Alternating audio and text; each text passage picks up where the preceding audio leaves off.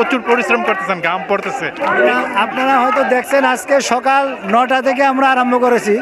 প্রথম রায়পুর, তারপরে আমরা এলিটগঞ্জ উত্তর, দক্ষিণ, এরপরে গেলাম তিতাস, তিতাস থেকে শহীদনগর, শহীদনগর থেকে এখন সুন্দরপুর। আমরা আজকে সারাদিন 5টা-6টা স্পটে আপনার এই তারেক রহমানের 31 দফার লিফলেট বিতরণ কর্মসূচি সম্পন্ন করেছে ইনশাল্লাহ।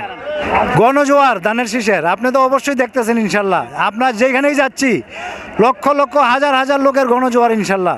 আগামীতে আমি আশা করব ইনশাল্লাহ প্রায় 250 আসনে আমরা ইনশাল্লাহ জয়লাভ করবো ইনশাল্লাহ।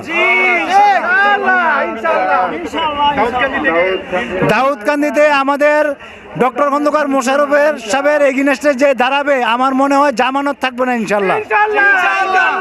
চ্যালেঞ্জ রয়েছে কিনা বিএনপির সাথে, অন্য কোনো পার্টির সাথে চ্যালেঞ্জ? আমার তো মনে হয় না, বর্তমানে আওয়ামী লীগের কোনো গন্ধই নাই এই দাউদকান্দিতে।